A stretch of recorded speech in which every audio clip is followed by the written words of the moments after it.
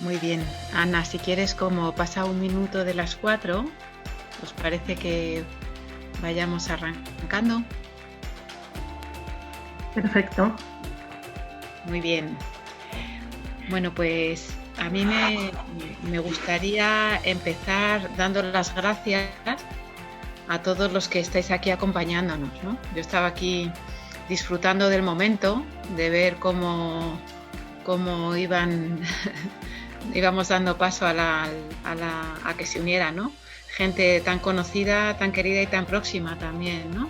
Al Centro de Liderazgo. Entonces, daros las gracias por acompañarnos hoy en esta sesión.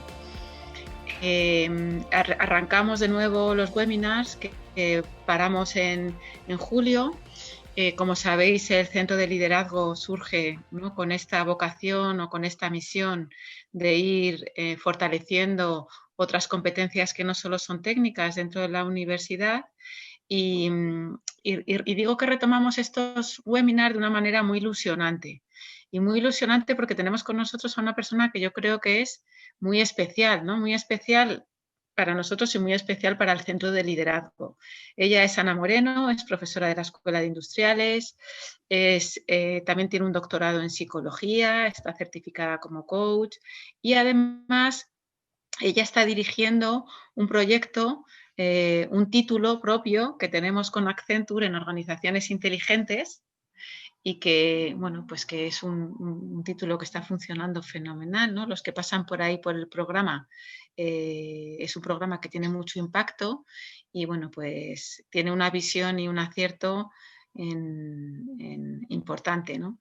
Y nosotros estamos muy, muy agradecidos a lo que nos apoya y al trabajo que realiza junto a nosotros. Entonces, por eso para nosotros también es un webinar especial, ¿no? Porque tenemos hoy a Ana con nosotros que nos lleva apoyando desde el principio en todo lo que hacemos y de manera especial con este programa que comento que ella lidera.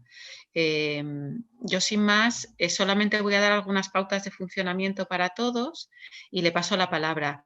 Primero pedir que tengamos los micrófonos y el vídeo apagado por temas de ancho de banda y que todas las preguntas que queráis hacer, que por favor las hagáis a través del chat.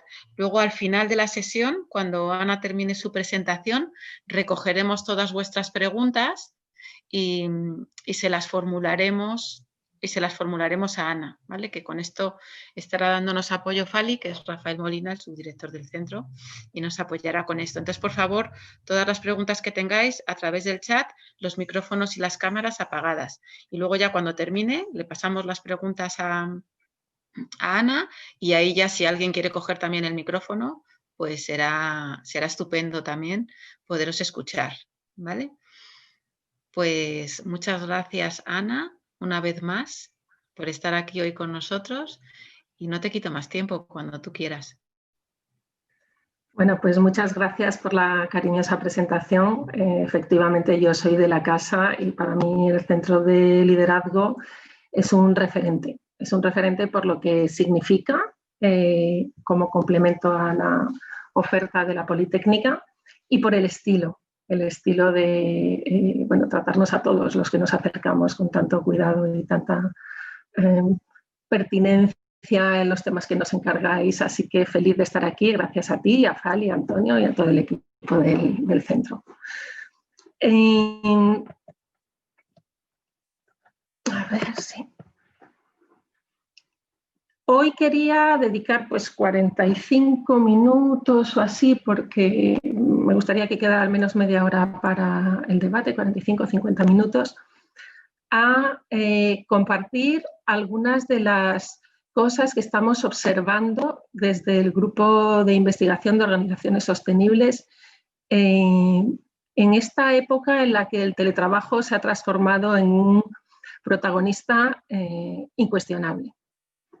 El título de la ponencia, Teletrabajo y Transformación Organizativa TIL, trata de recoger pues, esa realidad de que el teletrabajo estaba como un instrumento para la innovación en las organizaciones antes de la pandemia y ahora está también jugando un papel muy importante después de la pandemia.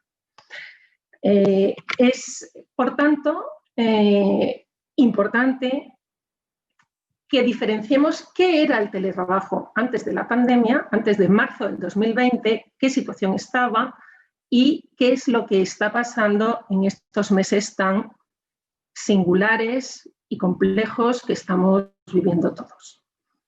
Yo creo que, bueno, dedicamos horas y horas a hablar de la crisis sanitaria, de la crisis económica, del impacto que esto tendrá en lo medioambiental, del impacto que tiene en la psicología de los niños, de los mayores, de todos nosotros.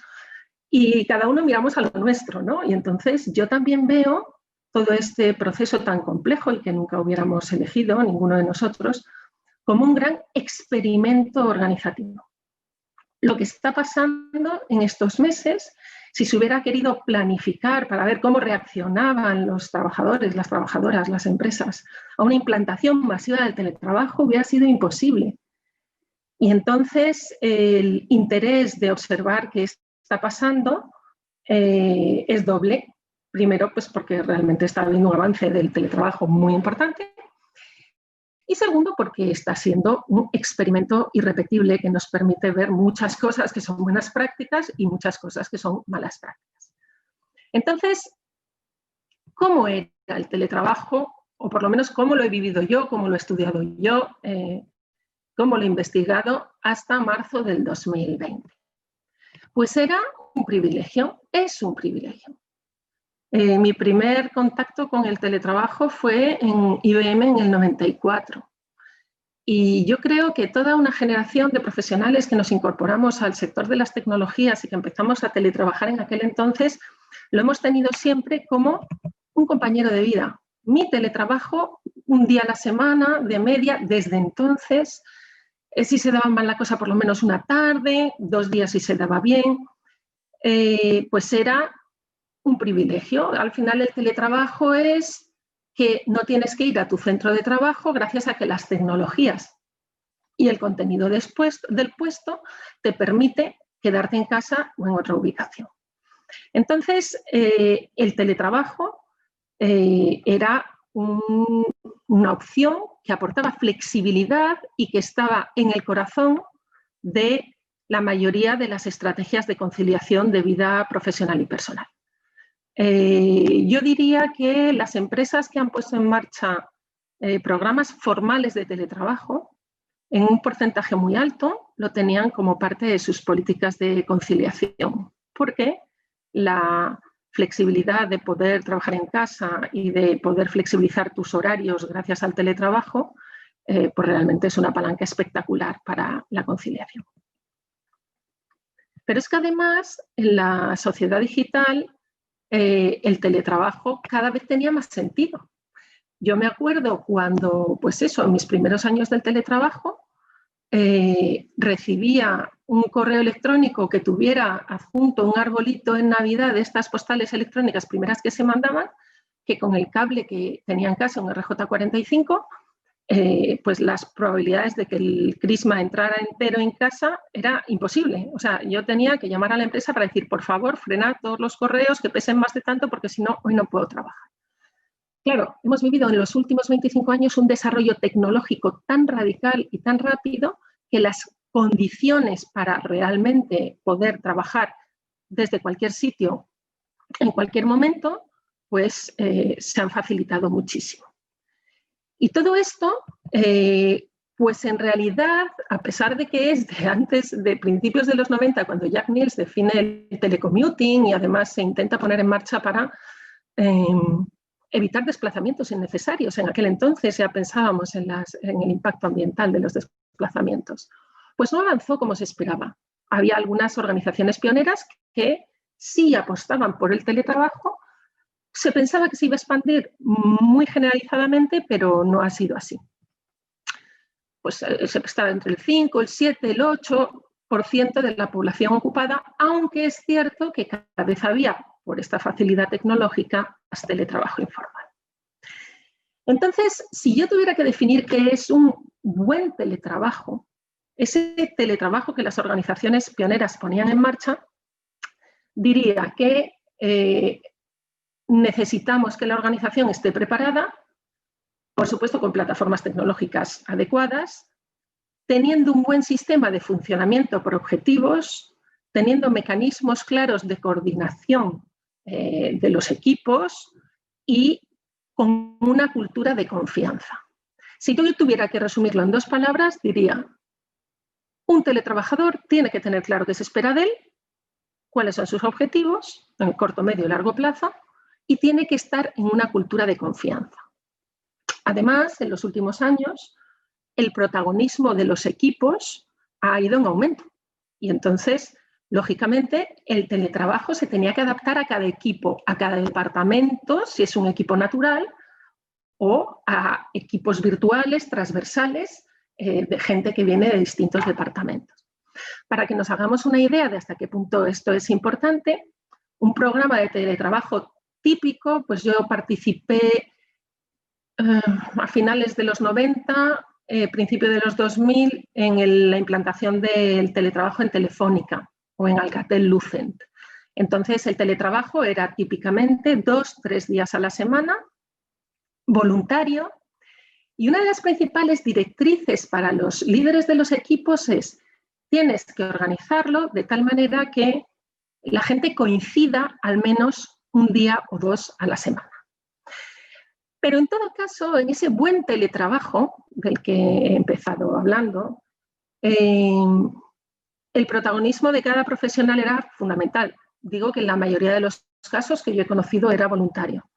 Entonces, bueno, pues los que optábamos al teletrabajo teníamos que ser conscientes de que necesitábamos, además de las competencias técnicas, además de las competencias transversales naturales en nuestro puesto de trabajo, mayor automotivación, mayor proactividad y mayor conciencia para, pues, ser capaz de separar lo profesional de lo personal, desconectar, no sentirte solo. Había gente que decía: yo no quiero teletrabajar porque se me cae la casa encima. Bueno, pues eran opciones que estaban previstas para no tener que teletrabajar.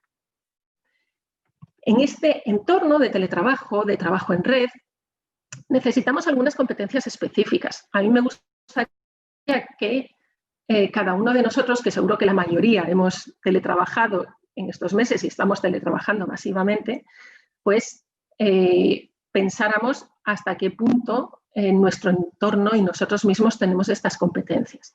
No voy a detenerme, pero simplemente para que nos demos cuenta de que hay que prepararse. Ese es el mensaje, hay que prepararse, porque lo que hemos tenido en la crisis ha sido un cambio repentino al teletrabajo. Necesitamos saber desenvolvernos en entornos red, no solo con el conocimiento de las TIC o de gestión de la información, sino usar las distintas plataformas de comunicación. No es lo mismo una reunión presencial que una reunión por Zoom. Y el control de la atención. Ya no hablamos de gestión del tiempo, hablamos de la capacidad de controlar mi atención. Y ahora estamos en un entorno hiperconectado que pone en riesgo esa capacidad. Tenemos que ser capaces de mantener un equilibrio de roles con nuevos estilos de liderazgo y con la conciliación profesional y personal con unas reglas un poquito distintas. Y desde ahí, desde esa base, ser capaces de aportar valor, lo que llamamos capacidades generativas de red. ¿Cómo? Pues no perdiendo la visión sistémica, pero a la vez simplificando en los detalles operativos, porque si no es imposible, y sabiendo trabajar en redes, cuidando las redes de cada uno de nuestros entornos. Y cuando en el título decíamos, sí, el teletrabajo está relacionado con la transformación organizativa, vemos que indudablemente sí es parte de la sociedad digital y antes de la crisis que estamos viviendo ya decíamos que estábamos en entornos VUCA, volátiles, inciertos, complejos y ambiguos. Nos parecía que estábamos en entornos VUCA. Ahora ya sabemos lo que es estar en entornos VUCA. Ahora sí que estamos en una situación verdaderamente incierta. Pero bueno, el caso es que las organizaciones más innovadoras estaban apostando por modelos ágiles y por modelos humanistas. Muchos estaréis familiarizados con las metodologías Scrum, Agile, Kanban, políticas de recursos humanos muy pioneras, coaching. Bueno, pues lo que desde el Grupo de Investigación de Organizaciones Sostenibles hemos identificado como el modelo más inspirador para estudiar qué están haciendo las organizaciones más innovadoras es el de Frédéric Laloux, el modelo de organizaciones evolutivas TIL. TIL es un color, el que aparece arriba en la escala, ese color verde esmeralda. ¿Por qué nosotros empezamos a estudiar las organizaciones desde este marco de análisis? Bueno, pues realmente la productividad de los trabajadores del conocimiento, que con las tecnologías y con el teletrabajo y con la multiplicidad de recursos disponibles debía de aumentar, pues no estaba aumentando según lo esperado. De hecho, en algunos casos hay informes de McKinsey que dicen que la productividad directiva estaba cayendo. Podríamos decir, bueno, cae la productividad, pero es que vivimos muy relajados, ahora con la calma y el teletrabajo, pero al revés, el estrés estaba también aumentando. Estamos en un círculo vicioso de mucho estrés y menos productividad de la que se correspondería al esfuerzo y a las tecnologías disponibles. ¿Por qué? ¿Por qué? Pues todos investigábamos por qué las empresas cambian los organigramas, ponen otros procedimientos, que es equipos transversales. Pues al final la conclusión es que a partir de un nivel de complejidad los modelos de planificación, control y estructura jerárquica no funcionan. El tráfico no funciona con planificación y jerarquía. Los ecosistemas naturales no funcionan con planificación y jerarquía. El cerebro no funciona con planificación y jerarquía. Las empresas, las estructuras organizativas están con planificación, jerarquía y procesos. Bueno, pues a partir de un nivel de complejidad eso no nos sirve. Necesitamos organizaciones que funcionen como seres vivos. Y aquí es donde Frédéric Laloux hace 3 aportaciones que querría compartir. Querría compartir porque creo que las organizaciones que estaban más evolucionadas en estas tendencias están mejor preparadas para vivir los cambios que estamos viviendo ahora. Y las que no, podemos aprender muchas cosas de ahí. Entonces, creo que como modelo inspirador para contar una historia que nos permite tener la sensación de que hay un destino, una utopía, si queremos, a la que ir, pues a muchos nos ha gustado y nos ha inspirado este modelo. La primera gran aportación que hace Frédéric Laloux es que aplica la teoría evolutiva. La teoría evolutiva es de otros autores, de Ken Wilber, entre otros, aplica al desarrollo humano, de las sociedades, de las culturas, pero lo aplica a las organizaciones. La teoría evolutiva lo que dice es que la evolución, en este caso que estamos hablando de las organizaciones, se produce por escalones. Si yo voy a empezar por el ámbar conformista. Si yo estoy en una organización ámbar conformista que se crea desde lo que podríamos llamar grupos informales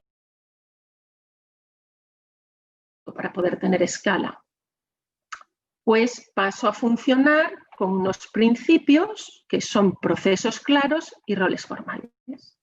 Estas organizaciones ámbar conformistas, que siguen vigente hoy, funcionan a gran escala con gran estabilidad. Las administraciones públicas, la mayoría del ejército, la Iglesia Católica. ¿Qué es lo que pasa con estas organizaciones? Pues que son poco ágiles, un poco rígidas. Entonces, necesitamos saltar a la siguiente etapa. La siguiente etapa es la naranja orientada al logro. ¿Cuáles son los principios de funcionamiento de esta etapa? ¿En qué se diferencia? ¿Cuál es el nuevo sistema operativo? ¿Cuál es el nuevo framework desde el que funciono? Innovación, accountability y meritocracia. Si nosotros pensamos en las grandes empresas actuales, pues todo es KPI, tecnología, innovación, procesos. Son organizaciones, empresas orientadas al logro. Muy bien, pues esa etapa trasciende e incluye a la anterior. No es intrínsecamente mejor, está adaptada para un contexto más evolucionado y más complejo. ¿Qué es lo que pasa con las organizaciones, las empresas naranjas? Pues que pueden ser un poco como máquinas, un poco inhumanas. Entonces empieza a emerger la siguiente etapa evolutiva, la verde pluralista. ¿Por qué se caracteriza? Pues porque hay más participación de los trabajadores, más empowerment, los valores son importantes y se escucha a todos los grupos de interés. Bueno, hasta aquí estamos. Si nosotros aplicamos esto a las organizaciones que conocemos, empezaremos, pues mira, nosotros somos muy ámbar, estamos entre ámbar y naranja, no, yo soy muy verde, tenemos unas políticas de recursos humanos y una RSC espectacular. Bien, ¿qué es lo que pasa? Que eso no está funcionando en determinados niveles de complejidad. Y aquí viene la segunda gran aportación de Frédéric Laloux. Frédéric Laloux dice, hay organizaciones que están siendo capaces de funcionar desde unos principios diferentes.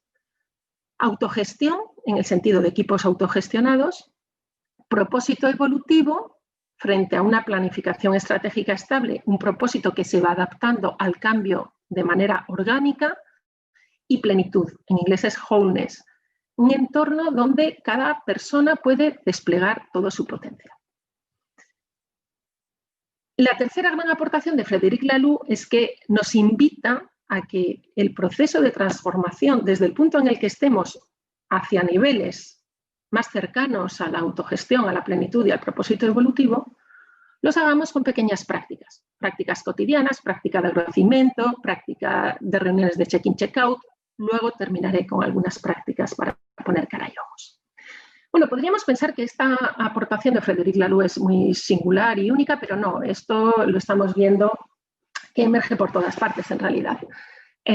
Pues aquí pongo el del medio, perdonadme la modestia, es el libro que utilizo en la asignatura Recursos Humanos para explicar la transición desde los modelos de recursos humanos a estos modelos evolutivos, pero quizás la referencia más significativa es la de la izquierda, de Keegan y Laszlo, de Harvard, que hablan de las culturas deliberately developmental organizations, deliberadamente orientadas al despliegue del potencial. Son organizaciones donde el objetivo fundamental es la felicidad y el crecimiento del trabajador. Y para eso se genera un entorno donde se siente seguro, se siente apoyado, aprende permanentemente y la gente se da un feedback constante. Jaume Gurt habla de la felicidad en el trabajo, es uno de los líderes en empresas humanistas. En realidad, la plenitud nos parece una evolución bastante natural desde unas buenas políticas de recursos humanos. En cambio, lo de equipos autogestionados, que es acabar con las jerarquías, genera muchísimo desconcierto. O sea, realmente parece imposible. Y hay muchas organizaciones que están funcionando así. En España tenemos un grupo, NERD Group, liderado por KBK y Koldo Sarrazaga y su equipo, que son líderes en autogestión. Son más de 25 empresas que están funcionando 100% en equipos autogestionados. Que no tenemos que pensar que entre la jerarquía y el consenso no hay nada. Hay montones de formas de toma de decisión. Y aquí, bueno, pues Frédéric Laloux fue precisamente el que me dijo, Ana, ¿habéis investigado ya el nuevo estilo de relación que tenéis en el País Vasco? Realmente 100% autogestión. Freedom Inc. Representa el ecosistema de empresa liberada francesa, liderado por Isaac Guez.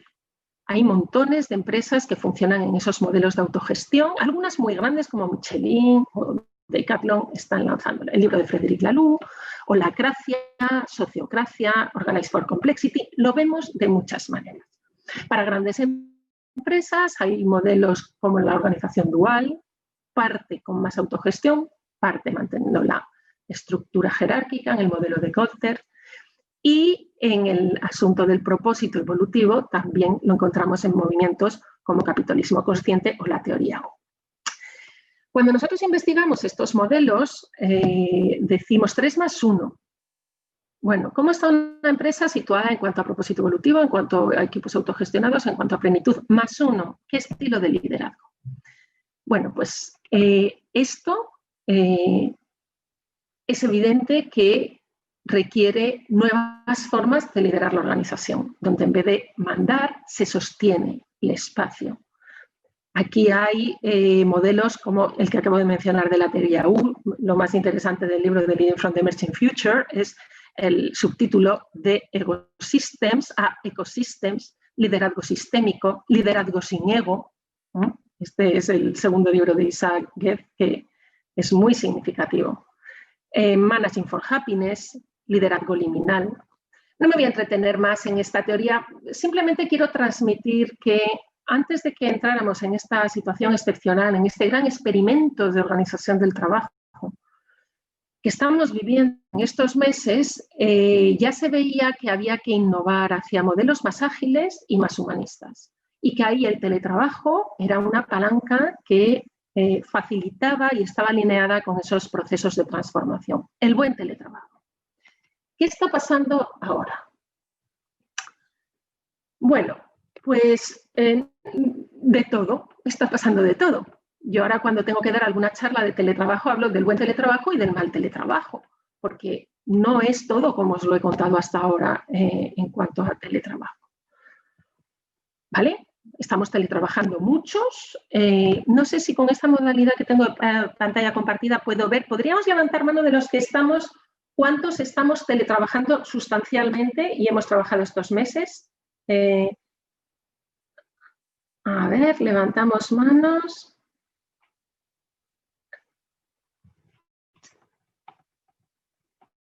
Nueve personas han teletrabajado, 10. Entiendo que 24, 11. Bueno, si somos estudiantes, estamos teleestudiando, claro. Teletrabajando o teleestudiando.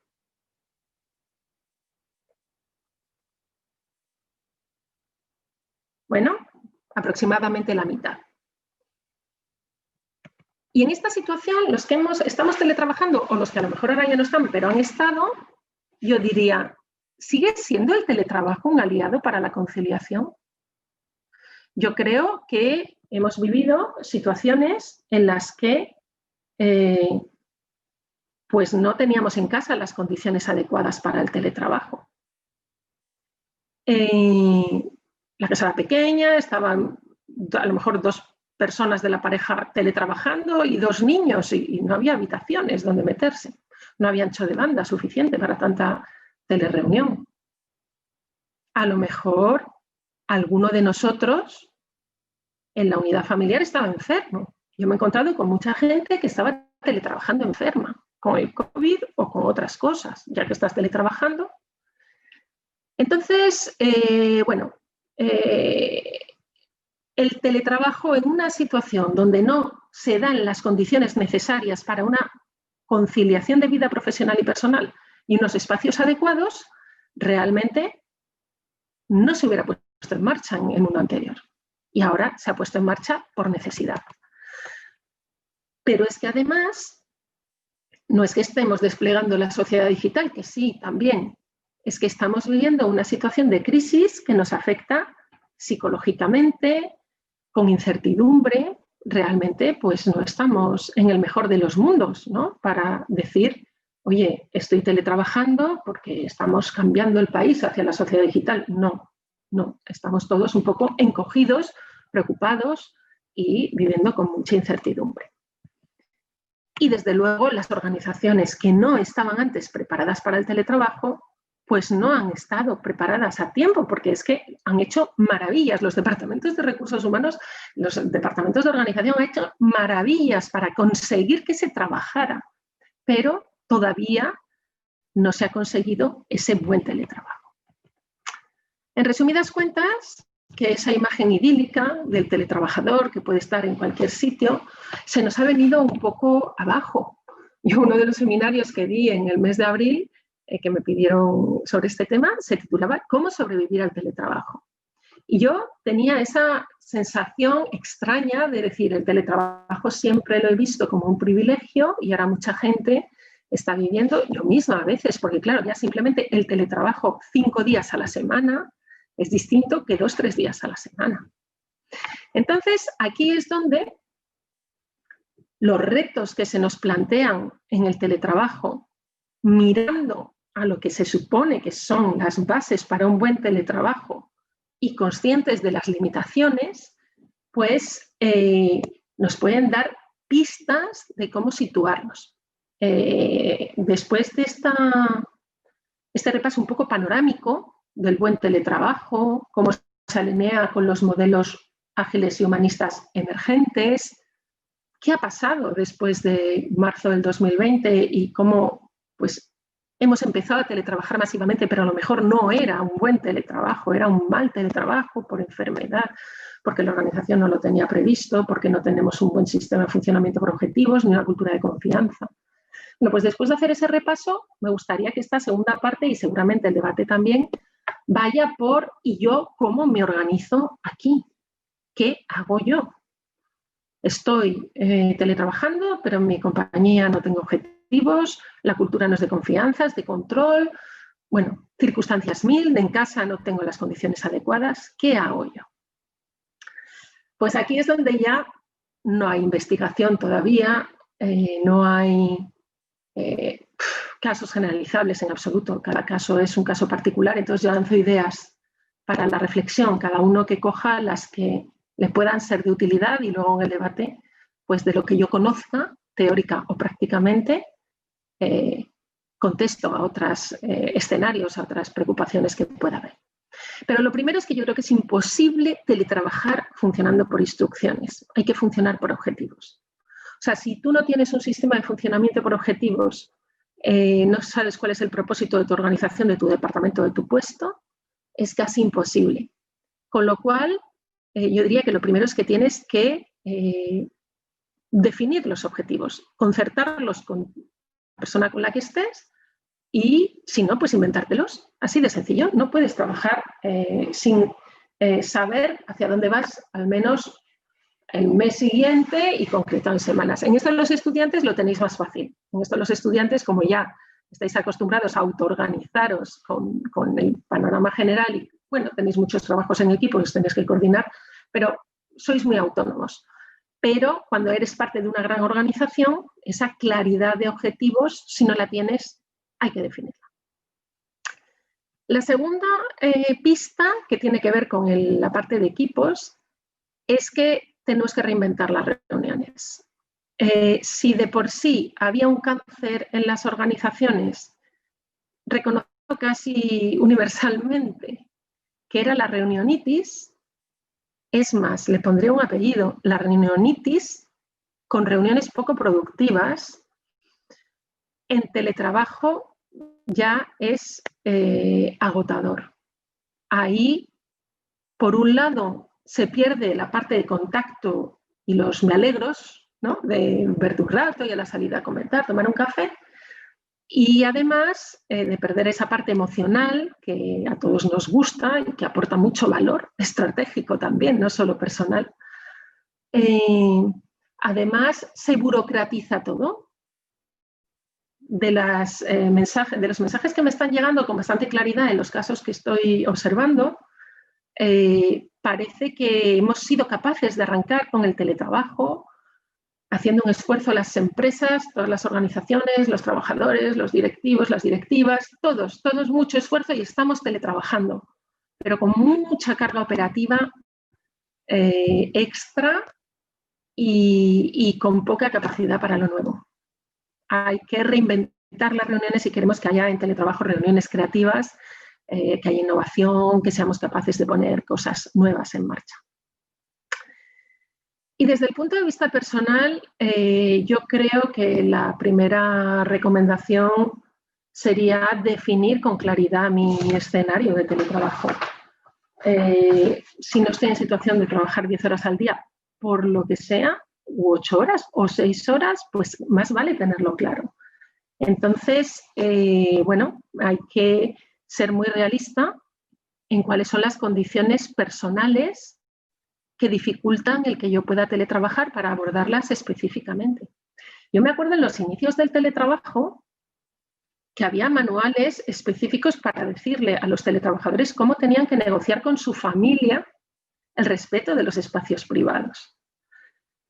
Privados para trabajar, quiero decir. Porque pasaba de todo. O sea, lo primero que ponía el manual, que es muy gracioso, es explícale a tus padres y a tu pareja que no te van a echar del trabajo, porque lo primero que pensaba la gente si te estabas trabajando en casa es que te iba muy mal en el trabajo, en aquellos inicios. Pero bueno, luego había cosas que siguen teniendo todo el sentido ahora, como por ejemplo negociar con los miembros de la familia. Yo me acuerdo cuando mis hijos eran pequeños que A ellos les encantaba que teletrabajara, pero claro, había momentos donde hacía falta silencio porque había una reunión delicada y tal, y lo que mejor funcionaba era decir, si no hay silencio me tengo que ir a la oficina, ¿no? Porque estableces unas reglas del juego donde toda la familia tiene que entender lo que es el teletrabajo. Entonces, desde ese realismo de cuál es mi escenario de teletrabajo, hacer la planificación adecuada. Indudablemente tenemos oportunidades. Todo el mundo está de acuerdo en que esto está siendo un impulso impresionante para adaptarnos a la sociedad digital. Las organizaciones se están adaptando a la sociedad digital y nosotros nos estamos adaptando a nuevas formas de trabajo. Algunas cosas son mejorables, pero claro, como esto ya va para tantos meses, pues las vamos mejorando. Nosotros como profesores, pues vamos mejorando, como moderar, dar clases online. Los estudiantes van mejorando cómo participar en clases online, cómo organizarse, cómo hacer los trabajos.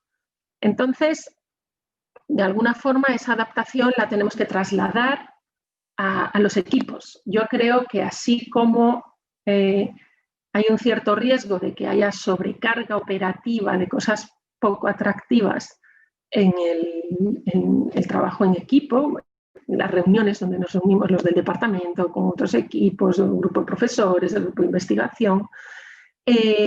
También tenemos muchos la sensación de que son esos ratos en el Zoom o en el Teams conectados con la gente de nuestro equipo donde recargamos pilas. Y ahí hay que buscar prácticas cotidianas, ahí es donde vamos a ir luego enlazando con los modelos TIL, prácticas cotidianas que nos permitan ese disfrutar de los equipos, ser productivos, no solo operativamente, sino también creativamente. Y desde el punto de vista personal, tenemos que fortalecer las competencias que decía de autoliderazgo y proactividad. Sé que parece un chiste, dice, con lo que tengo encima, con el lío que hay, encima tengo que automotivarme. Pues sí, realmente el nivel de autonomía que requiere un trabajador para mantener la motivación cuando está 2 días a la semana teletrabajando, bueno, es un poco más alto que si estás en la oficina, pero cuando estamos 4 o 5 días teletrabajando, necesitamos reinventar la forma en la que nos motivamos y recae sobre nosotros mismos. Si tenemos la suerte de pertenecer a un equipo que hace esa función de apoyo, en una organización que tiene bien estructurado y acompañado el teletrabajo y con unos compañeros que nos apoyamos mutuamente en esas relaciones de equipo y en bilaterales, pues lo tenemos fácil, pero eso desafortunadamente no es el estándar. Entonces, si recapitulamos cuál es la situación del teletrabajo después de la crisis en la que está, pues creo que en torno al 35% de la plantilla, pero si a eso sumáramos el porcentaje de trabajadores que están en ERE, en ERTE, pues veríamos que la proporción de teletrabajo es muy alta, sobre todo en los trabajadores del conocimiento, ¿no? Los que podemos. Pues nos estamos encontrando con que no se dan las condiciones organizativas si no hay funcionamiento por objetivos y cultura de confianza y mecanismos de coordinación para trabajar en equipo. No se dan las condiciones de conciliación muchas veces por el tamaño de las casas, ahora que están los niños en el cole, y yo conozco muchísimas familias que todos los días cruzan los dedos para que los niños no dejen de ir al cole, porque ahí ha sido unos meses muy, muy complicados para mucha gente. Y a veces también sentimos que no se dan las condiciones psicológicas por esta situación un poco asfixiante y de crisis que estamos viviendo. Y en este escenario, que es el que tenemos, el mensaje es, yo puedo realmente aprovechar para aprender, para ser más consciente, para evolucionar como persona, para contribuir a mi equipo, para contribuir a mi organización. Pues yo en principio diría, menudo follón. O sea, si era difícil cuando era todo antes de la crisis y preparado y tal, ahora es misión imposible. Por eso Y un poco sí, yo es como lo vivo, que la capacidad de transformación que tenemos cada uno es muy limitado. Estamos todos viviendo, siempre lo hemos ido, pero que ahora te das mucha más cuenta, ¿no? Y vives mucho más al día y es todo más complicado para hacer visiones de medio y largo plazo. Y aquí es donde emergen las prácticas cotidianas de los modelos TIL como un gran aliado. Por eso el título de la conferencia, Teletrabajo y Transformación Organizativa TIL. Hay montones, hay decenas. Algunos, los que conozcáis los entornos ágiles, pues muchas de las prácticas de esos entornos sirven. Cada empresa, cada organización inventa sus prácticas. Pero voy a ejemplificar en 5 o 10 minutos estas 4 que he elegido, para que veamos el tipo de cosas que yo animo a hacer a los que estamos teletrabajando. Vamos, animo a todo el que quiera avanzar hacia organizaciones más ágiles y humanistas. Ahí cada organización tiene que elegir su traje a medida. Cuáles son las prácticas cotidianas que se adecúan a sus necesidades. Y no hay que elegirlas para querer transitar muy rápido hacia modelos TIL. No. Hay que elegirlas para que den respuesta a los problemas que tengo hoy y a la vez me permitan evolucionar hacia estadios más avanzados. Es como una caja de herramientas. ¿Qué herramientas cojo? Bueno, pues en una caja de herramientas donde hay 25, 30, 40 herramientas, 50, 100, 200, montones. He elegido 4. Por ejemplo, las reuniones no egocéntricas. Las reuniones no egocéntricas son reuniones que lo que buscan es que en vez de perder la energía, el tiempo y la ilusión en las reuniones, donde cada uno cuenta su rollo y se avanza poco y acabas diciendo, ¿y esto para qué me cuenta esto? Y esa sensación de reuniones un poco cansinas y estériles, pues tengan un método que nos obligan a acordarnos de para qué estamos en esa reunión. Entonces, estas reuniones no egocéntricas empiezan con un check-in, cada uno dice pues en qué estado viene, o se puede plantear de muchas maneras. Hay veces que el check-in es 1 minuto de silencio, en modelo mindfulness, o vengo contento, o ¿por qué se hace ese check-in? Para recordar que somos personas, no somos ese apéndice del Teams que está ahí, no, somos personas. Y luego, el que convoca o el que se decida como coordinador recuerda cuál es el objetivo de la reunión. Y hasta se puede escribir en un papel o en el chat. Venimos a esto. Esto hace que recordemos que el propósito de la reunión es avanzar en esa dirección. Si no hay un objetivo claro de la reunión, lo que siempre tenemos es el propósito de la organización.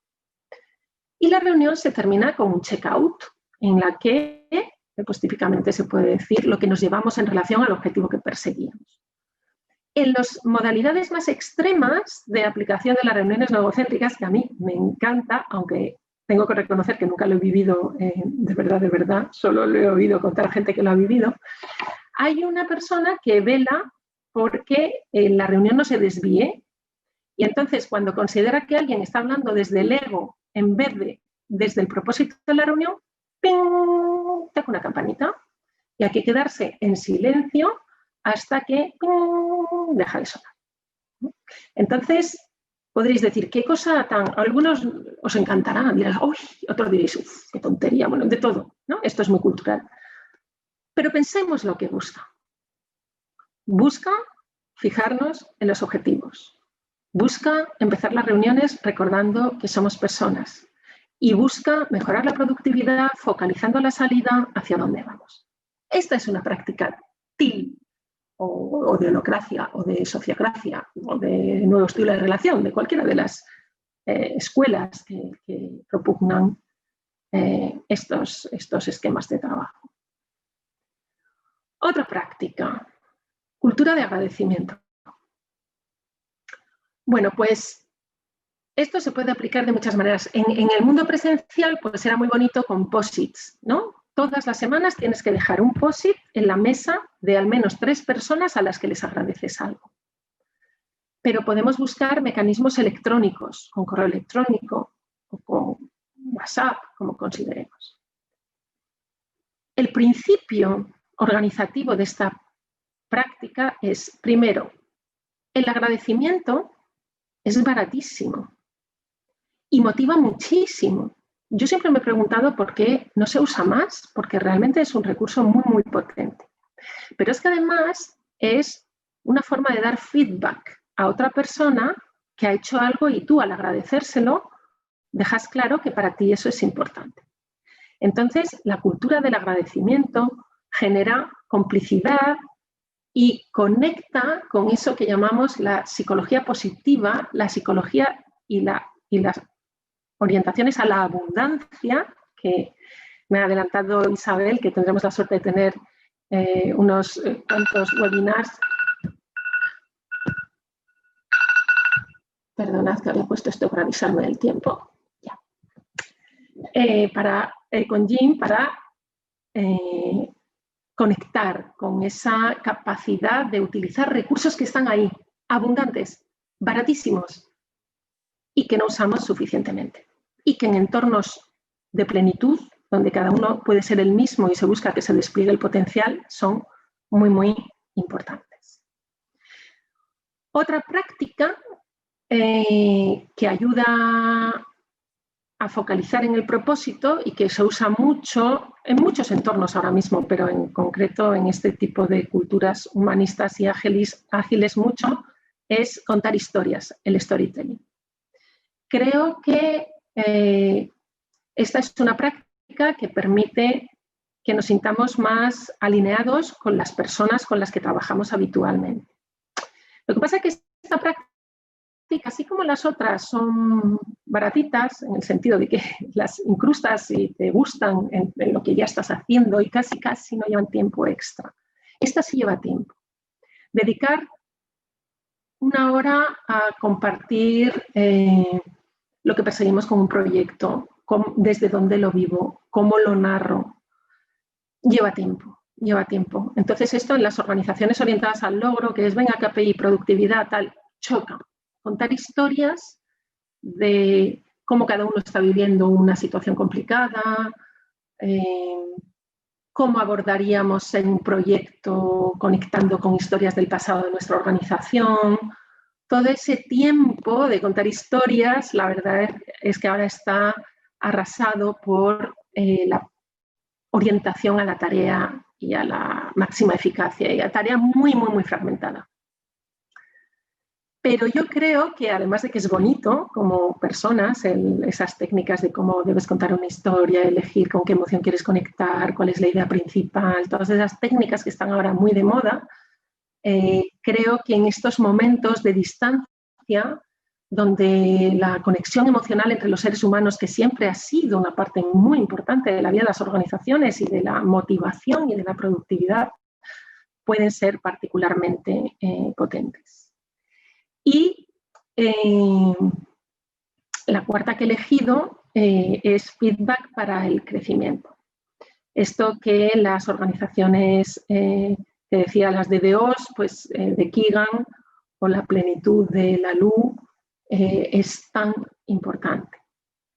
Y que enlaza con que demos nuestras impresiones de lo que no ha funcionado, pero sobre todo de lo que nos gusta de las personas constantemente. Muchas empresas que están trabajando desde estos modelos tienen ya apps para dar comentarios e incluso herramientas que están estandarizándose como Happy Force para medir la temperatura de la plantilla. Todavía, si no cambia la cultura, pues tiende a ser mucho de quejas, ¿no? Pero en realidad el potencial es en dar feedback en positivo.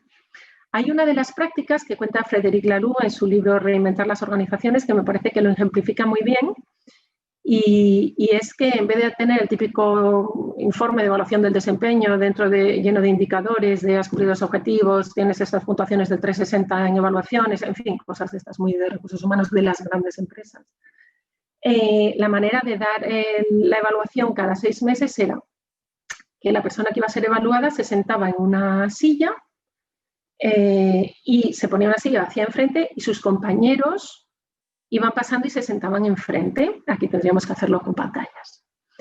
Y entonces solo le tenía que decir dos cosas. ¿Qué es lo que más me ha gustado de ti este semestre? ¿Y qué potencial veo en ti que me gustaría que se desplegara más? Entonces hay una tercera persona que toma nota de todo. Y la evaluación de esos trabajadores es esas notas que ha tomado el escribiente de lo que le dicen todos sus compañeros. Bueno, hay montones más de prácticas que cada uno puede elegir para su situación, para su equipo, para su empresa, para su universidad. Aquí estamos muchos de la universidad y nosotros le damos muchas vueltas en el grupo de investigación, en la unidad docente, en el departamento, en el centro de liderazgo. Estas cosas, ¿cuáles nos aplican a nosotros? ¿Cuáles nos ayudan a evolucionar para desplegar el talento del PDI, del PAS, de los cuerpos que, bueno, dirigen, ¿no?, nuestras estructuras, que seguimos siendo PDI y PAS, pero ¿cuáles nos sirven? Pues esto es lo que me gustaría, ¿no?, que el debate, sacáramos las lecciones aprendidas del teletrabajo desde esa perspectiva de las prácticas cotidianas, porque si pensamos en la gran transformación, pues parece que se nos va completamente de control y en cierta medida, pues a la mayoría es así. Pero si pensamos en pequeñas cosas que desde esos modelos ágiles y humanistas nos permiten hacer nuestro día a día, sea el que sea, algunos en una situación muy difícil, sí, pues cuanto más difícil sea, más importante es que busquemos pequeñas cosas que introducen armonía. Así lo tenemos que ver, pequeñas cosas que introducen armonía. ¿Desde dónde? Desde lo que estamos viviendo, desde observar las tendencias emergentes más inspiradoras y desde coger pequeñas prácticas que los modelos, bueno, nosotros los llamamos evolutivo style, llamamos los humanistas, ágiles, cada uno según el entorno en el que esté. Yo creo que con esto paramos aquí. A mí me gustaría que todos nos quedáramos para el debate con esta pregunta de ¿qué voy a hacer mañana? Desde el debate, ¿qué voy a hacer mañana? Yo, Fali e Isabel, hacemos como queráis, me contáis las preguntas del chat, vamos dando palabra y me dejo moderar. Muchas gracias. A ver, tenemos un montón de preguntas. La mayor parte de ellos las han incluido por el canal privado. Hay otras que las tenemos por aquí por el canal público, pero creo que tenemos unos cuantos bloques y son todas, creo que bastante interesantes. Nos darían para charlar mucho. O sea que vamos a ir te las vamos a ir planteando de tal manera que, si te parece bien, hasta que consumamos el tiempo, ¿vale? Fenomenal. Esta es una de las primeras que han surgido. Medios, una organización tiene que facilitar medios, tiene que fijar objetivos, pero ¿cómo se implanta la cultura de la confianza en una organización? Pues muy buena pregunta, porque la cultura de la confianza, como cualquier cambio de cultura que requiera evolucionar hacia un valor que no tienes, lleva años. Además lleva años de un trabajo muy coherente. Entonces, ¿cómo instauras una cultura de confianza de hoy para mañana? Imposible. Imposible. ¿Es la cultura de confianza dominante? No. Yo diría que vivimos en las organizaciones en general más bien con una cultura de control e incluso de miedo. Si os dais cuenta, el error se esconde siempre. ¿Qué torpeza? De eso hay otras prácticas cotidianas. Vamos a hacer el premio al error más grande del año, porque si encima del error pierdo el aprendizaje que conlleva, es que es una torpeza desde el punto de vista de eficiencia, pero además rompe totalmente la cultura de confianza. En los modelos emergentes, lo que se llama espacio seguro, safe space, es fundamental. Yo tengo, para desplegar mi potencial, tengo que poder equivocarme relajadamente, porque, a ver, equivocarnos nos equivocamos todos. Entonces, esa cultura de confianza, cuando no se tiene, lleva un tiempo. Hay que también ser optimistas. O sea, respecto a hace 20 años, los niveles de delegación son mucho mayores. Y la gente que funciona realmente por objetivos, con cierta autonomía, pues es mucho más que hace 15 años. Pero si no la tienes, es muy poco a poco y pasa totalmente por marcar el estilo de liderazgo de la organización, donde los líderes tienen que sostener el espacio y permitir el error. Sí. No, te iba a hacer una consideración, una conversación reciente con un alto directivo de una empresa constructora grande, muy grande en España. De hecho, no constructora, sino en este caso consultora, que precisamente se ha visto abocado a ceder a ese control, dado que no podían trabajar de una manera presencial. Decía que, y reflexionaba en voz alta, que de una manera espontánea esta situación había generado en él y en otras muchas personas que estaban dentro de esa posición de control que él ocupaba dentro de su organización, una reflexión profunda, y era que todo había funcionado gracias al esfuerzo y a la cooperación y a la responsabilidad y a la libertad de los individuos. ¿Tú crees que, y esto ya es una pregunta mía personal, crees que esta oportunidad, hemos vivido la oportunidad para implantar la semilla de la confianza? A ver, yo diría que es un caso a caso, puede que haya casos que sí. Yo creo que también decía el padre de una amiga que era militar que las heroicidades existen porque duran 15 minutitos. Creo que hasta verano hemos estado en modo heroicidad, a lo que tocara. Creo que ha habido mucha gente que ha trabajado más horas de las que correspondía. Y creo que ya ese modo heroico se está diluyendo. Ahora hay que apoyarse en que se hagan bien las cosas. Entonces, yo creo que muchas empresas que no estaban preparadas para el teletrabajo, pero estaban a un pasito y tenían una buena cultura de valores sólidos, de profesionalidad, de buen trato a las personas, puede que hayan dado ese salto a la confianza. Pero otras muchas yo creo que han sobrevivido al teletrabajo con mucho esfuerzo de mucha gente, pero todavía hay algunos retos por resolver. El más grave que yo veo es que todo el mundo está de acuerdo en que las tareas estratégicas y poner cosas nuevas en marcha y tal no está funcionando. No está funcionando el operativo. Pero bueno, visto desde el punto de vista de ese caso que tú cuentas, seguramente como es hay muchos. Y sí, ha supuesto un, oye, mira, he tenido que confiar en la gente y la gente ha respondido. Y eso es muy, muy positivo. Ahora, esas personas hay que ver cómo se sienten de si esa respuesta que han dado sienten que se ha reconocido, ¿no? Ahí es donde el agradecimiento, fíjate ahí el agradecimiento, el valor que tendría y el feedback positivo, más emocional, habría que activarlo automáticamente para rutinizar esa percepción. Siguiendo con esa misma línea, tengo por aquí una pregunta. Dice, cuando una organización identifica la necesidad de evolucionar, que puede ser el contexto en el que nos encontramos ahora mismo, ¿cómo inicia el cambio? ¿Cómo debe de comunicar? Uy, qué importante en esto de comunicar. ¿Cómo debe de comunicar a sus miembros el camino del cambio? Muy bien, muy buena pregunta. Vamos a ver, yo creo que, tú lo has dicho ahora, lo has resaltado, la comunicación interna es fundamental. Yo creo que cuando uno inicia un proceso de cambio, lo primero que tiene que saber es dónde está. Porque, a ver, cualquiera que decida que yo voy a ir a los Juegos Olímpicos de Tokio en el equipo de gimnasia rítmica puede darme todo lo que quiera. Vitaminas, los mejores entrenadores, 10 horas de entrenamiento, coaches, o sea, que yo no voy a estar es un dato. Ya te lo digo yo. Mi edad, circunstancia de darme disco, imposible. Entonces, tienes que tener un diagnóstico realista de dónde estás. Y tienes que ver hacia dónde quieres evolucionar y por qué. Cuando a mí me preguntan empresas que están en estadio naranja, verde, o sea, orientado al logro como unas políticas de recursos humanos, sostenibilidad y tal, y me dicen,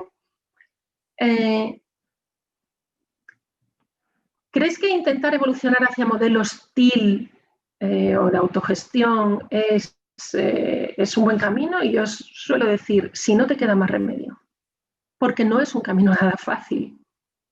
Entonces, Koldo Sarassaga, en una conferencia que compartí con él, le preguntaron que las empresas que se acercaban a KVK para transformarse a modelos de autogestión con el nuevo estilo de relación, que qué motivaciones tenían. Intuitivamente pensaríamos que son motivaciones humanistas, y no digo que no las haya, pero lo que él contestó es: las empresas que vienen a transformarse lo hacen o porque están a punto de quebrar o porque tienen desavenencias societarias insalvables.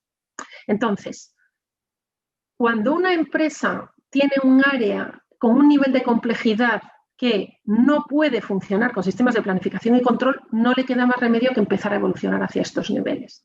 Pero para eso ya tiene que ser una organización que funciona en los estadios anteriores. En la teoría evolutiva hay una cosa muy importante, aunque es un poco abstracta, pero la digo porque es muy importante. Cada etapa trasciende e incluye a la anterior. Es decir, si yo soy una administración pública y estoy en estadio ámbar, conformista, tengo que pasar por la naranja orientada al logro, es decir, tengo que meter mecanismos de innovación, meritocracia y accountability.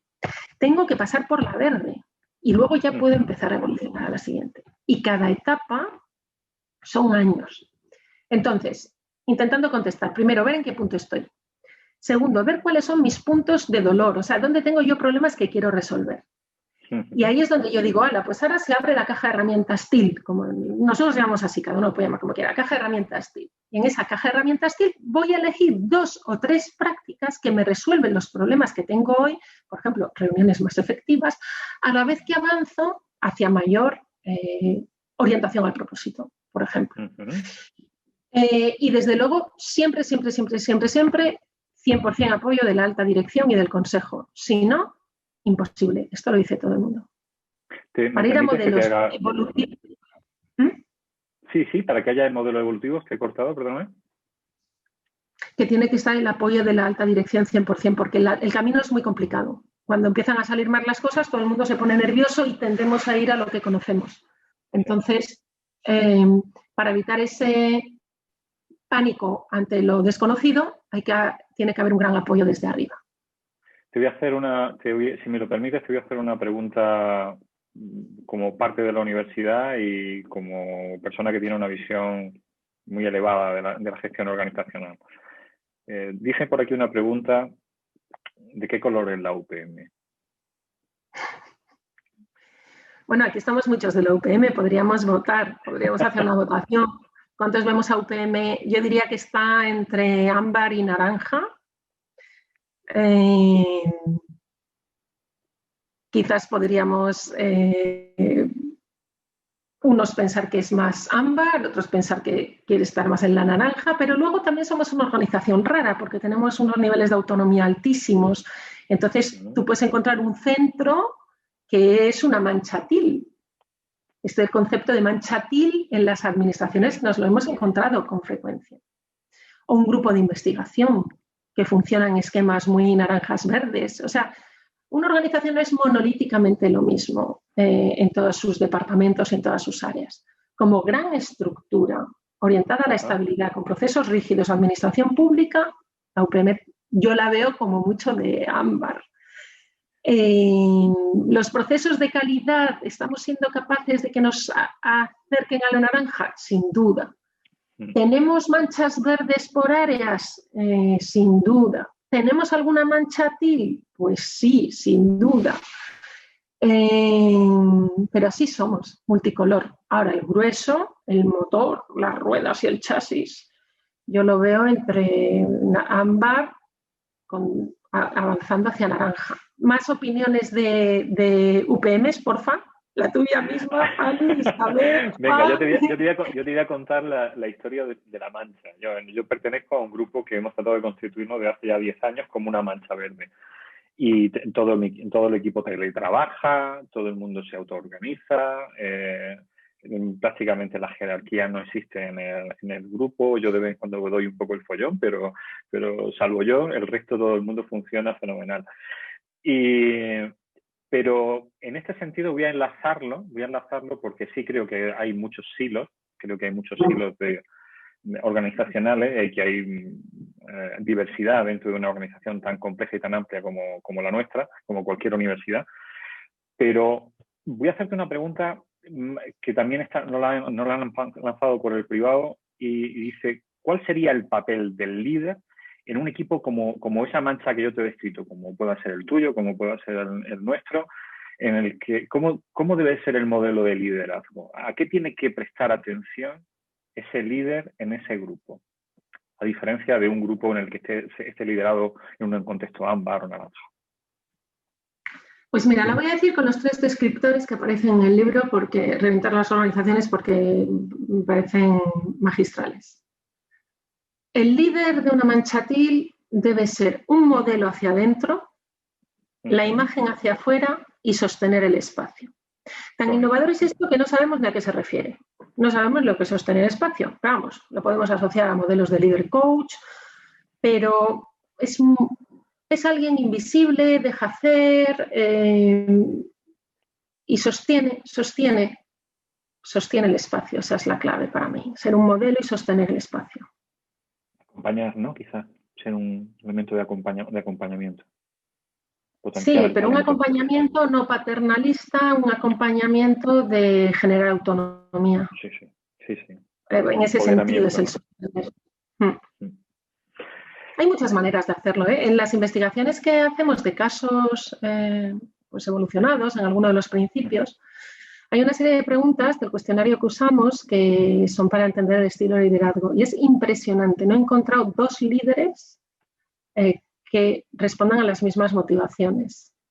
Suele ser gente siempre muy generosa, gente con muchas capacidades porque tiene que resolver las cosas operativas, normales, técnicas, tal, a la vez que genera estas condiciones. Y es curioso, cada uno tiene unas motivaciones, cada uno tiene como una razón por la que se mete a semejante lío, porque es un lío bastante monumental. Un propósito, ¿no? Lo estoy leyendo aquí en el chat, ámbar total, me uno a Beatriz, ámbar, sí, ámbar. Estamos todos muy alineados en el ámbar, sí. Pero con nuestros brotes verdes. Hay por aquí también una pregunta asociada a los estilos de liderazgo en la universidad, en sus múltiples dimensiones organizativas. ¿Cuáles son los estilos de liderazgo que requiere la universidad en sus múltiples dimensiones? Está la dimensión docente, está la dimensión investigadora, está la dimensión de transferencia, la de gobernanza, la de compañero, la de transversal. ¿Cuáles son los estilos de liderazgo que tú identificas que se alinean con la filosofía TIL o con cualquier otra que sea adecuada para cada uno de esos modelos? Vamos a ver, yo creo que el asunto de los estilos de liderazgo es un asunto bastante agotador porque es que cada semana tenemos media docena más. De hecho, yo esa transparencia de los estilos de liderazgo, cuando la uso en entornos de directivos de empresa, que están todo el día con liderazgo transformador y tal cual, pues digo, y ahora os vais a enfadar mucho porque ahora media docena más de estilos de liderazgo, ¿no? Bueno, entonces, voy a tratar de decirlo con palabras más como vivenciales, casi desde mi experiencia de coach o dirigiendo equipos. Antes de estar en la universidad he dirigido muchos equipos en empresa. Digo lo mismo que para evolucionar. Primero tengo que ver dónde estoy. Y desde donde estoy tengo que saber que no puedo hacer magia potaje, transformar a las personas, ni transformar los valores, ni transformar los estilos de trabajo de un día para otro. Entonces, ¿qué es lo que pasa? Pues que cuando tú te pones en el momento cero en el que estamos, dices, claro, si yo me pongo a hacer de líder coach, me revienta el despacho y no he hecho una tarea, pero tal cual, porque estamos lejísimos de una cultura de autonomía, estamos lejísimos de una cultura de confianza, estamos lejísimos de una cultura en la que yo decido hacer algo que se sale del procedimiento y tengo esa autonomía para ponerlo en marcha. Entonces, yo lo simplificaría. Yo diría, ¿qué competencias necesito para manejarme en una organización que es sustancialmente ámbar, que tenemos espacios para generar manchas más naranjas? Hay unidades dentro del rectorado que funcionan súper bien, orientados al logro, tal, no sé qué, bueno, pues no te fallan nunca, pides una clase, tú no seguís, te prestas, ¿no? Bueno, pues de alguna forma veamos dónde tenemos las buenas prácticas para aprender de ellas, pero seamos muy realistas de dónde estamos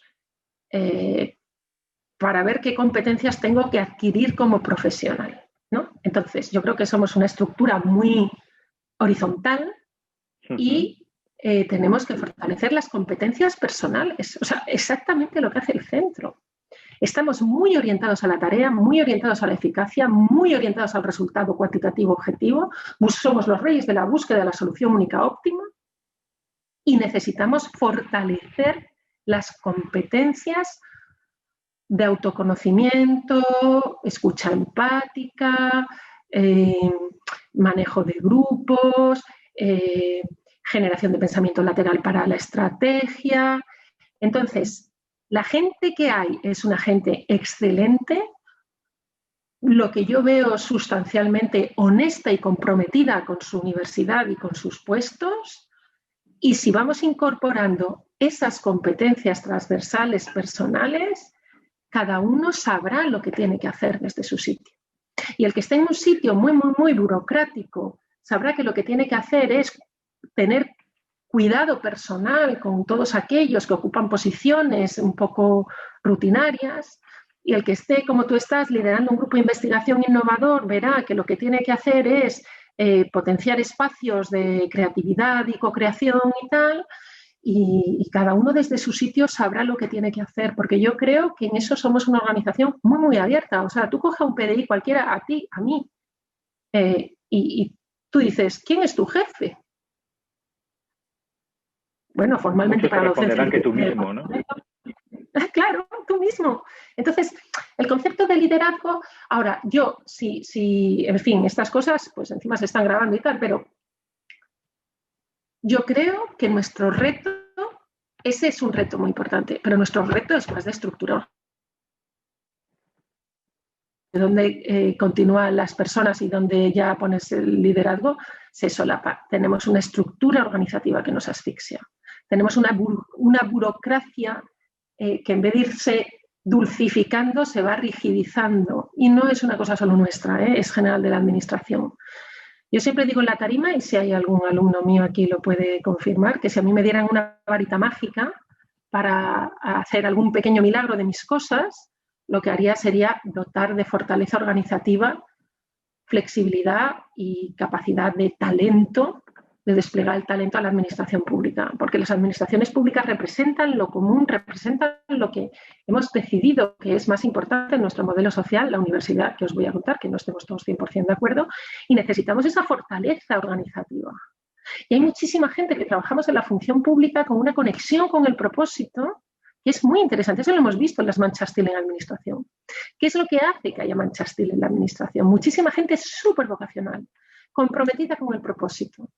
Y que podemos hacer cosas porque, curiosamente, tenemos lo que nosotros llamamos en las investigaciones huecos de ineficacia que permiten hacer manchas TIL. Porque en una organización de KPI, vamos, ahí no hacen una cosa iniciativa que se salga del procedimiento del control del KPI, del objetivo del trimestre y tal, nadie.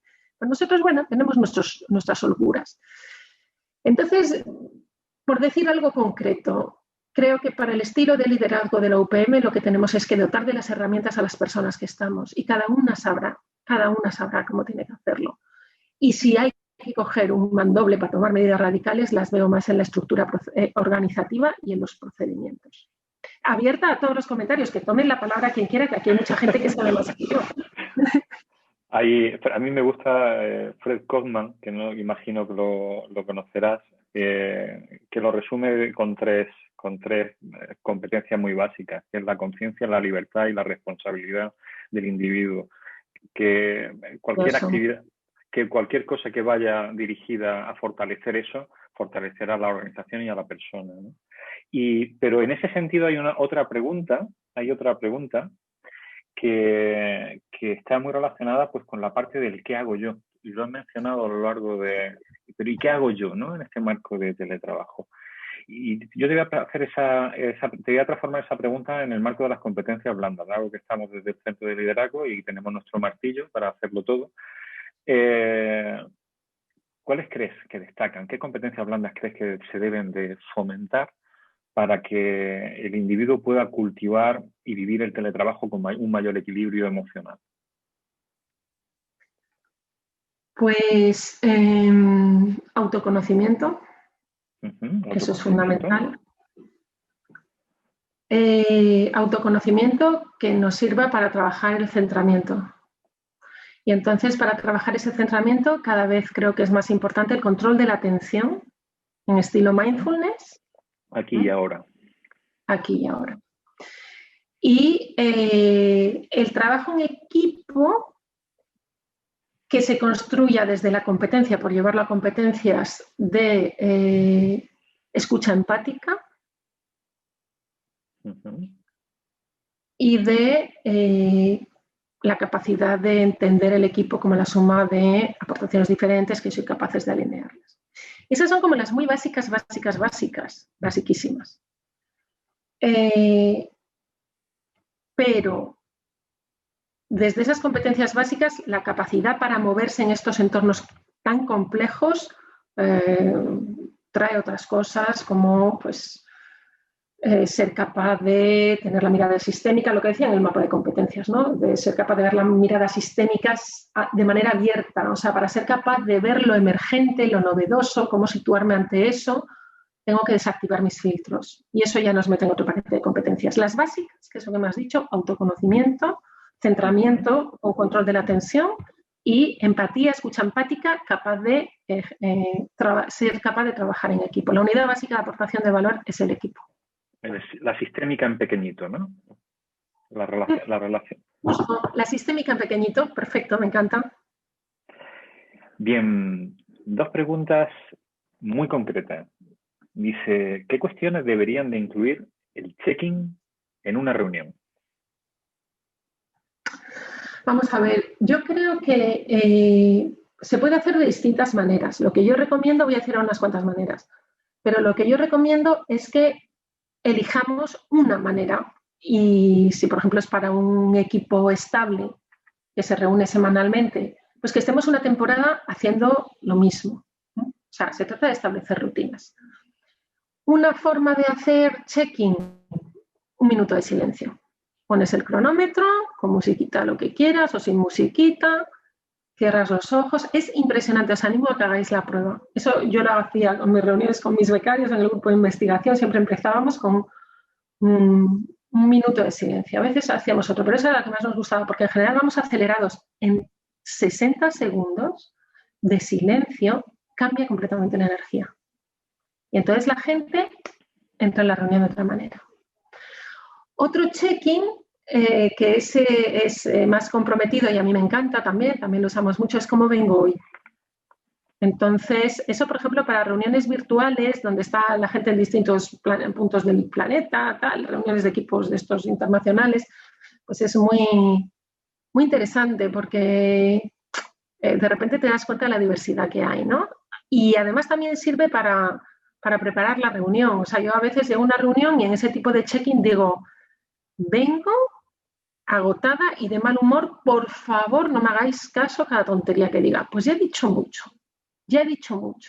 O hay veces que se hacen la ronda de dónde estoy, pues de cómo vienes, pues estoy súper contenta porque hace muy buen día y yo soy muy adicta al calor y no soporto el frío. Yo qué sé, este tipo de cosas más, estoy aquí como persona.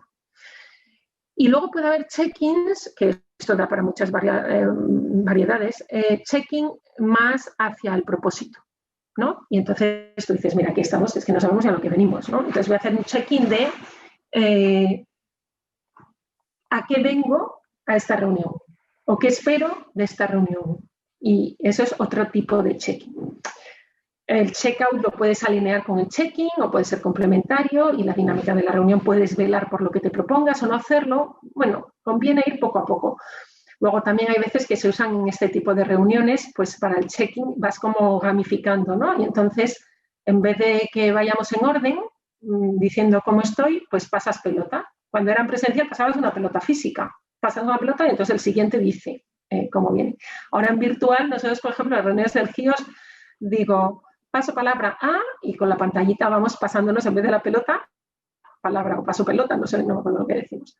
Entonces, bueno, hay muchas cositas que se pueden meter para darle un poco de gracia y salero, recordar que somos personas y focalizar en el propósito.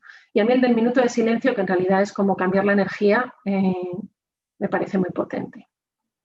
Silencio, seguro que hay más que de la emoción y de la energía, y revisar objetivo, ¿no? Serían así como las tres recomendaciones principales. Bueno, ¿y serías capaz de poner un ejemplo concreto de storytelling? Sí, vamos a ver. Vamos a hacerlo uno práctico. Tenemos un proyecto, ¿no? Y entonces estamos el equipo que vamos a ser parte de ese proyecto. Pongamos que vamos a lanzar un programa de innovación educativa, por ponerlo en nuestro ámbito universitario, ¿vale? Entonces, típicamente se hace una convocatoria y enseguida nos ponemos en plan operativo. El storytelling sería dedicar un taller de unas 3 horas donde cada uno cuenta una historia de lo que cree que vamos a conseguir para mejorar la universidad y la vida de nuestros estudiantes con ese programa de innovación educativa. Y entonces, coges una metodología estructurada, pues dices, venga, que cada uno piense el mensaje que quiere trasladar, con qué emoción quiere conectar, y entonces cada uno cuenta su historia. La prepara, sale allí y la cuenta. Y los demás le hacen preguntas. Y entonces, de alguna forma, dedicamos 3 horas a algo que en nuestro esquema operativo resolvemos casi con el título del correo de convocatoria. Programa de innovación educativa para introducir... Y empezamos a repartir tarea. También se usa mucho, por ejemplo, cuando tú estás creando una empresa. Eso en TIL para Startup insistimos muchísimo, muchísimo, muchísimo. Tienes que dedicar tiempo a ver las assumptions, las motivaciones subyacentes, ¿no? Y entonces, cuando tú dices, por ejemplo, ¿cuáles son los valores que quieres que tenga la empresa que estamos montando? Confianza.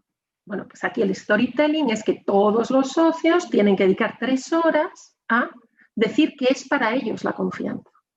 Usamos las palabras como si fueran algo claro. Claro es mesa, y no siempre. Pero confianza, innovación, orientación ambiental, todo eso, ¿qué es para ti eso? Y entonces empiezas como a contarlo. Lo puedes usar con metodologías, por ejemplo, Open Space, pues es una metodología donde la gente va poniendo en cartulinas y te paras en los distintos sitios y te cuentan lo que quieren decir. Se puede hacer con distintas metodologías de co-creación, pero es dedicar tiempo a contar desde la emoción, con una historia que facilita la comunicación, algo que es relevante para el proyecto, para el trabajo, para el equipo. Comunicación. Esos ejemplos se me ocurren. Bueno, pues nos queda nada más que una pregunta, pero yo creo que es una pregunta creo que es muy interesante. La he reservado para el final y me gustaría transformarla del carácter potencialmente negativo que pudiera tener a uno constructivo, ¿vale? Y lo adelanto porque la pregunta es: ¿cuáles son los síntomas de un teletrabajo tóxico? Durante estos meses, yo creo que sobre todo aquellos que tenemos el radar muy sensible a la escucha, hemos ido escuchando a nuestros compañeros cuáles han sido sus puntos de dolor, dónde han encontrado sus fricciones, dónde han encontrado sus frenos, ¿no? Pero, y creo que sería incluso muy interesante el evaluar un mapa de síntomas que identifican cuáles son las patologías asociadas al propio teletrabajo. Pero desde tu punto de vista, desde tu experiencia, ¿qué debe de sentir, ver, pensar uno para saber que está introduciendo elementos tóxicos en su vida asociados al teletrabajo? Vale, vamos a ver. Es una pregunta difícil porque ¿cuánto es un problema del teletrabajo? ¿Cuánto es un problema que yo ya tenía como trabajador, como trabajadora? ¿Cuánto es un problema que la organización ya tenía como trabajador, como organización, ¿no? Yo me acuerdo de una amiga psicóloga sabia que hacía mucha terapia de pareja y decía, en los problemas de pareja siempre hay 3 problemas, el de él, el de ella y el de pareja. Y mi experiencia es que casi siempre el de pareja es el menor, ¿no? Y entonces se separan y él se va con su problema y él se va con su problema. ¿Qué quiero decir con esto? Quiero decir que cuando hay un mal teletrabajo suele haber unas malas competencias del trabajador, una mala organización, una incapacidad para desconectar, que ya vienen de antes. Cuando alguien es adicto al trabajo, es adicto al trabajo, con teletrabajo y sin teletrabajo. Con teletrabajo se acentúa, sí, pero el problema no es el teletrabajo. Cuando una organización no tiene una cultura de confianza, no la tiene ni con teletrabajo ni sin teletrabajo. Con teletrabajo se acentúa la dificultad de tener que controlar por tarea, sí, pero no es un problema del teletrabajo. Entonces, por eso, en situaciones donde es teletrabajo forzoso sin preparación, yo digo que tenemos que buscar esos trucos para armónico posible. El primero tiene que ver con definir los objetivos, definir nuestros objetivos, dimensionarlos adecuadamente y si no hay cultura de confianza, pues tirar con ella.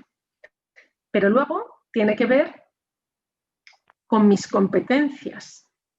O sea, yo realmente estoy automotivado, soy capaz de separar lo profesional de lo personal y luego tiene que ver con lo que he llamado mi escenario de teletrabajo.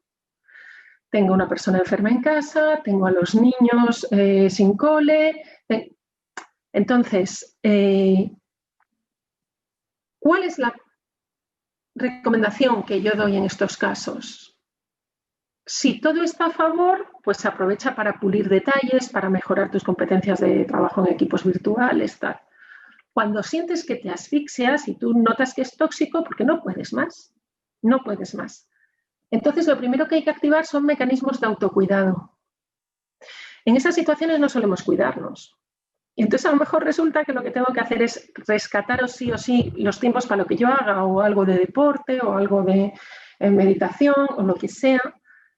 Tengo que ser capaz de, si tengo unas situaciones de salud o de familiares muy difíciles, atenderlas, y si llego a la conclusión de que es que yo no puedo trabajar más que 7 horas al día, bien se esté cayendo el mundo y que además yo normalmente soy de los que estoy cuando se está cayendo el mundo para soportar y apoyar, pues tengo que aceptarlo. Entonces, yo creo que primero hay que analizar en qué escenario estamos, ver cuánto del problema es mío, que lo puedo trabajar, es de la organización, que lo puedo o no, casi seguro, trabajar, y cuánto es específico del teletrabajo. Fenomenal. Y ahí buscar pequeñas cosas que nos permitan cuidarnos e introducir armonía. De verdad, o sea, yo muchas veces le digo a la gente, mira, en la tarea que cojas para cada día, que no sea un día todo marrones, que hay alguna cosa de las que te produce gratificación. Sé que no he contestado la pregunta, pero es que es muy compleja y es un caso a caso. Y lo sé, Ana. Por eso, con esta pregunta, si te parece bien, vamos a cerrar la ronda. Si te parece bien también, paso la palabra a Isabel. Te doy las gracias por este rato de charla. Y ya Isabel cierra este ratito que hemos compartido juntos. Gracias por todo, Isabel. A ti. Muy bien, pues yo nada, dar las gracias a todos los que nos habéis acompañado, darte las gracias, Ana. He disfrutado muchísimo escuchándote y me ilusiona, ¿no? Me ilusiona muchísimo escucharte porque con esas pistas que nos das, ¿no? De pronto, como que también podemos vivir este momento del teletrabajo con otra visión, otra manera de mirarlo, ¿no? Me ha encantado lo del agradecimiento. Me ha encantado lo del feedback del crecimiento, ¿no? Entonces, de pronto, mirarlo y verlo con esa óptica y con esa perspectiva y decir, wow, pues a lo mejor, ¿no? A partir de ahora, cuando tengamos esas reuniones o tengamos esos encuentros que se nos hacen tan fríos a través de estas herramientas, podemos aprovechar a poner en práctica esas recomendaciones que nos has dado, ¿no? Entonces me ilusiona mucho. Muchísimas gracias por el rato y por estar siempre ahí. Y muchas gracias a vosotros. La verdad es que el Centro de Liderazgo está siendo una inspiración para avanzar en muchas de las cosas que he puesto encima de la mesa. Y me gustaría que todos los que están se lleven ese mensaje de pequeñas cosas que me hagan la vida más sencilla y el reto de crecer y aprender en este lío que tenemos, que es el que es. Así que muchas gracias. Bueno, y hacerlo juntos es estupendo, así que más ilusionante. Así que muchísimas gracias. Muchas gracias. Nada, a vosotros. Adiós a todos los que habéis estado y que os he leído o que no os he oído. Muchas gracias. Gracias, Mel.